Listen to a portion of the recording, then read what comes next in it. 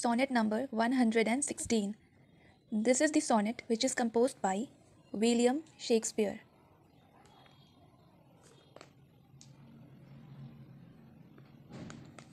William Shakespeare, also known as the Bard of Avon, was a playwright, a dramatist, and also a poet. We'll be talking about him in some other video in very detail. Right now, we have to focus on the sonnet composed by him, which is also called sonnet number 116, or the title of the sonnet is True Love. Now, talking about sonnet, we should know what a sonnet is. शुरू करने से पहले हमें ये जानना है कि sonnet होता क्या है. So friends, sonnet is a poem, is a kind of poem which has 14 lines.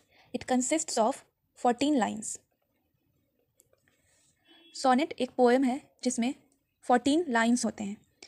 And on the basis of division of these lines, the structure of the sonnet, it is of two kinds. So there are two kinds of sonnets. One is the Petrarchan sonnet, and the other is the Shakespearean sonnet, which we are going to see right now. Now, if we look at the structure of this Petrarchan sonnet, is also called classical sonnet. Sonnets basically दो तरह के होते हैं. एक Petrarchan sonnet जिसे हम classical sonnet भी बोलते हैं, and the other is Shakespearean sonnet जो हम अभी देख रहे हैं. Now, if we look at the structure of the sonnet, the Shakespearean one, we'll find that it has 3 quatrains and a concluding couplet. Shakespearean sonnet में 3 quatrains होते हैं और एक concluding couplet. एक quatrain 4 lines के होते हैं. This is one quatrain, this is the another one, and this is the last quatrain, and this is the couplet. So it is divided into 3 quatrains and one concluding couplet. This is the first quatrain, this is the second one, the third one, and this is the couplet. So altogether, each quatrain has 4 lines. So altogether, the 3 quatrains make up for the 12 lines, plus the couplet has 2 lines. So 12 plus 2, 14. So altogether, this sonnet has 14 lines like all other sonnets. Now let us go through the meaning of this sonnet. Let me not, to the marriage of true minds, admit impediments. So the sonnet begins with a very imperative sentence, with the poet saying that two people who are very sincere to each other, who are with true minds, should always be united. Poet का कहना है कि दो लोग जो एक दूसरे के लिए सिंसियर हैं उन्हें साथ होना चाहिए. Here the term marriage stands for devotion, sincerity, dedication, and also flexibility. We can also interpret this term marriage the way we want. First of all, the poet talks about the cerebral union of two people, not only the physical union. Marriage is not only about the physical union, but it is about the cerebral union too, the union of souls. Now, this marriage can be symbolic of other things too. Anything which demands sincerity, dedication is applicable to this line. For example, a person and his goal. If a person is truly married with his goal, it means that he is very sincere to reach to his goal, he is very dedicated, he is ready to sacrifice things. Then it is for no reason that he is not going to reach to his goal. The next line, love is not love, which alters when it alteration finds or bends with the remover to remove.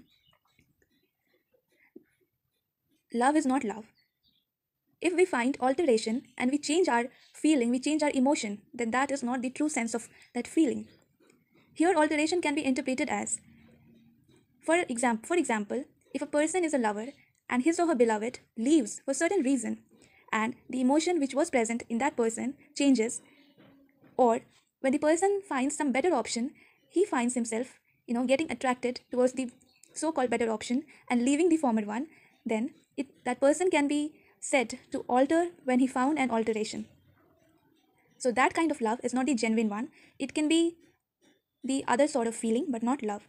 Similarly, we can take the example of a student or a person who wants to reach a certain goal, but for going to that goal, for reaching to that goal, the path is very thorny, the path is not smooth, and he tends to change his goal, he tends to take something which is easier. So that goal is not the real one.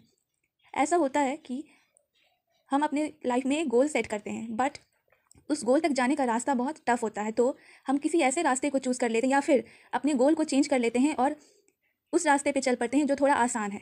तो वो हमारे लिए एक alteration हो जाता है और ये साबित होता है कि हमारा जो गोल था वो फिक्स्ड नहीं था। So that was not a real goal, it was just an affectation. So that was not a goal in the very real sense, as that was not the love in the very former case which we talked about right now. Or bends with the remover to remove. Here remover can be symbolic of the hindrances, of the obstacles which come in the path of two lovers. But it can also again be interpreted in a way that if you want to reach your goal, you are bound to come across with, you are bound to come across certain hindrances, but it is the way we deal with those obstacles and reach that goal. It is something which can make us different from. अब हम second quadrant पे आते हैं. Oh no, it is an ever fixed mark that looks on tempests and is never shaken. Second quatrain एक exclamation के साथ start होता है. पोएट शॉक्ड है कि love is an ever fixed mark. Poet is shocked at the permanence of love. Love here can be taken as a symbol of firm determination. ये sonnet based है true love के theme पे, लेकिन true love को यहाँ हम एक determination, एक डेडिकेशन के लिए हम यूज़ कर सकते हैं. वो इसका सिंबॉलिक हो सकता है. Now dedication and devotion can come in any field. It can come in your academic field, it can come in your life experiences, it can come in your personal and interpersonal relationships, it can come everywhere. So let us look at the very deep meaning of this text. Poet बोलते हैं कि जो सच्चा dedication होता है, devotion होता है, वो हमेशा फिक्स्ड रहता है. भले ही रास्ते में कितनी भी मुश्किलें आए, लेकिन हमारा जो विल पावर है, अगर हम किसी भी चीज़ को करने के लिए ठान लेते हैं, then we are not going to change our mind because of certain people, certain removers or certain alterations. We are going to stay very determined and fixed on our path that looks on tempests and is never shaken. Tempests means storms, आंधी.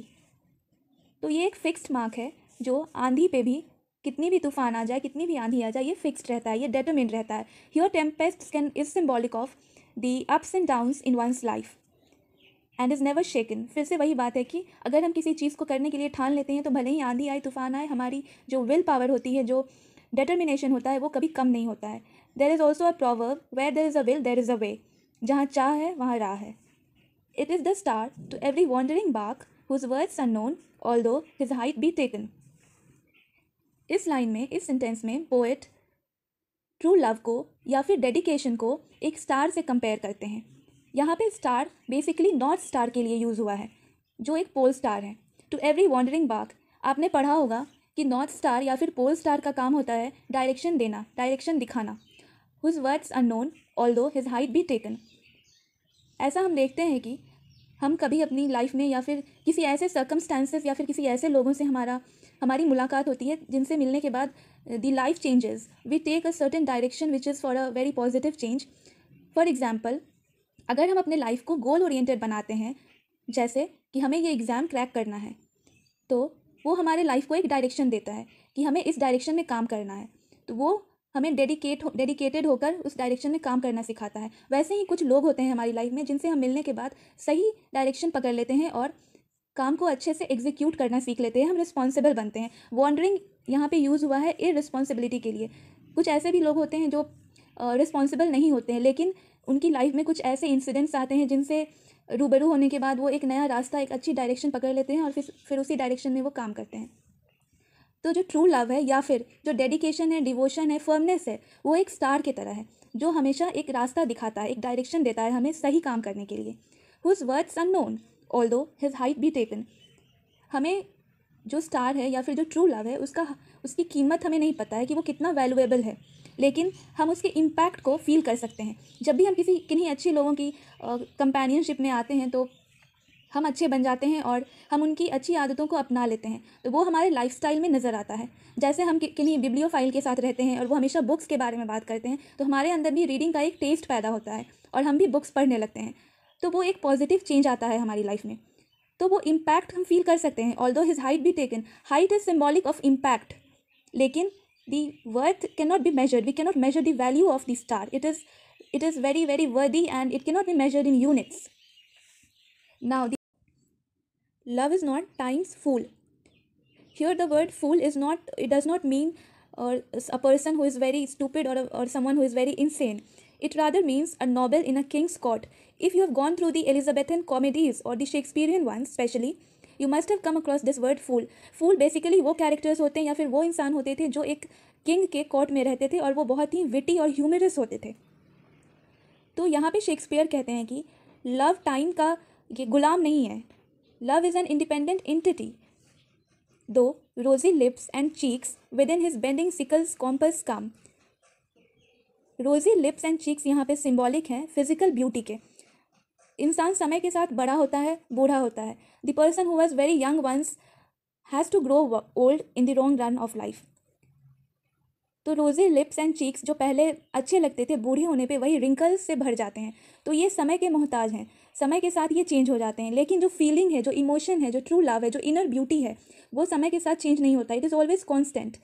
सो time के clutch में भले ही outer beauty, outer appearance आ जाए, लेकिन जो inner soul है, जो inner feeling है, जो इनर ब्यूटी है, वो टाइम का मोहताज नहीं है. It is always constant. Love alters not with his brief hours and weeks. यहाँ पे लव को टाइम एक बहुत बड़ा यूनिट होता है. यहाँ पे फर्स्ट लाइन, थर्ड क्वार्टरेन के फर्स्ट लाइन में बेसिकली टाइम को एक किंग माना गया है, इसीलिए टी को कैपिटल लेटर से लिखा गया है. और बेसिकली जो फूल्स होते थे वो किंग के कोर्ट में होते थे. और लेकिन यहाँ पे लव जो है वो एक फूल नहीं है. हाँ, फूल अगर कोई है तो वो रोजी लिप्स एंड चीक्स हैं, आउटर ब्यूटी हैं. लेकिन लव जो है वो इनर ब्यूटी में आता है, एक इमोशन है वो. और इमोशन टाइम के साथ चेंज नहीं होते हैं. और अगर वो टाइम के साथ चेंज हो जाते हैं तो वो इमोशन नहीं है रियल सेंस में, वो कुछ और है. टाइम पावरफुल है, लेकिन यहाँ पे लव के सामने वो बहुत छोटा हो जाता है. डेडिकेशन के सामने वो बहुत छोटा हो जाता है. विल पावर के सामने वो बहुत छोटा हो जाता है. कुछ लोग कहते हैं कि मेरा समय अच्छा नहीं चल रहा है. लेकिन अगर आप स्ट्रॉन्ग विल पावर्ड हो और अगर आप डेडिकेशन रखते हो, then you can change your time too. Character is destiny. Love alters not with his brief hours and weeks. Time है बहुत बड़ा, लेकिन लव, ट्रू लव या फिर डेडिकेशन के सामने छोटा है. और डेडिकेशन के सामने टाइम कुछ नहीं रह जाता है. It is only brief hours and weeks. But bears it out even to the edge of doom. Doom basically हम उस दिन को कहते हैं जब दुनिया नष्ट हो जाती है. The earth is destroyed, everything is going to be extinct. This day is called in Bible the day of judgement, the last day of judgement.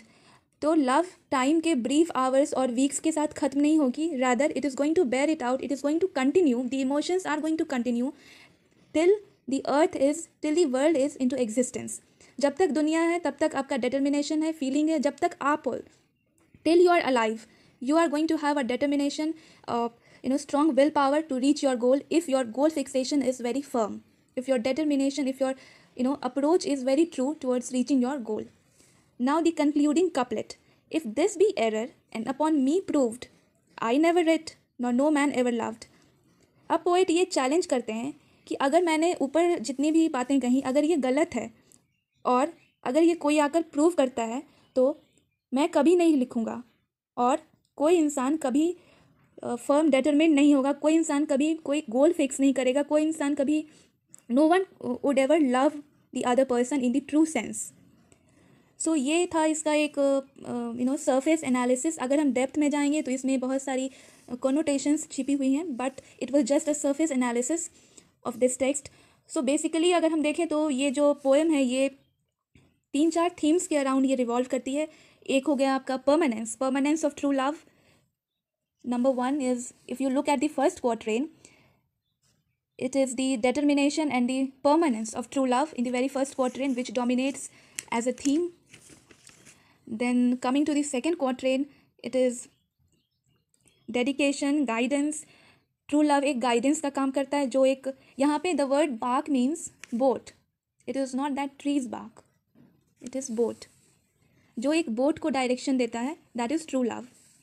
True love वो नहीं है जो आपको रास्ता से भटका दे, इधर उधर की बातें आपके दिमाग में डाले, नहीं, that is not true love. True love is the one which helps you reach to your goal, जो आपको रास्ता दिखाए आपके गोल तक पहुंचने के लिए. This can be any one, any person in your life. They can be your parents, your friends, your any one, your siblings. ये कोई भी हो सकते हैं, आपके भाई बहन हो सकते हैं, आपके पेरेंट्स हो सकते हैं, आपके फ्रेंड्स हो सकते हैं, आपके लवर्स हो सकते हैं. They can be any one. So the themes involved in this sonnet is that of, I'm writing here, determination,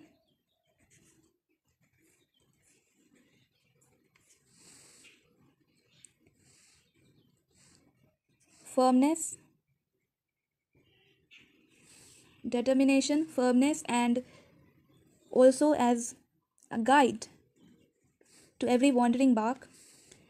And then here it is inner beauty and also permanence. And this is the very challenge of the poet. So this was an analysis of this poem.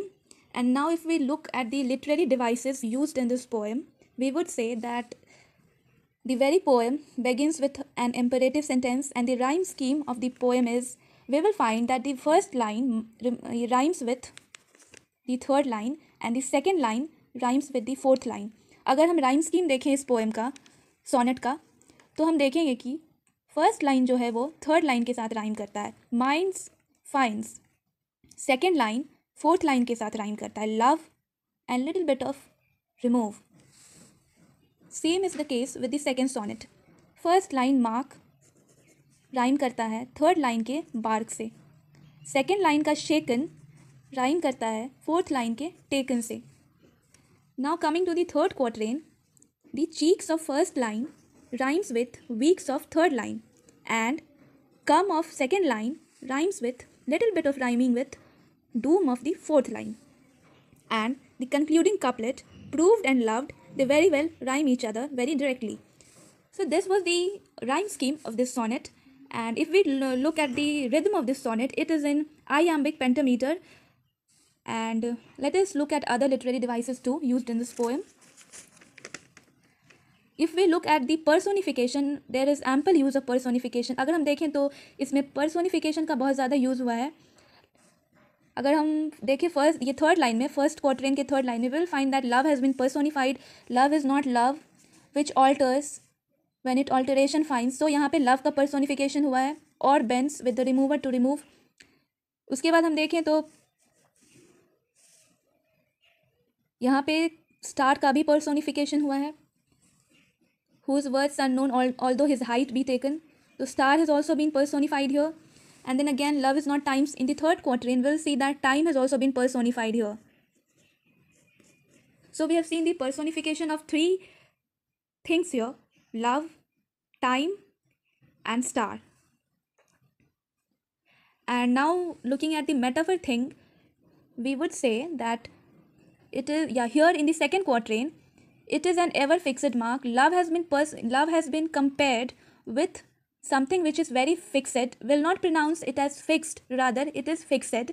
So love has been compared with something which is very fixed, and that fixed entity is star. So love has been compared with star, and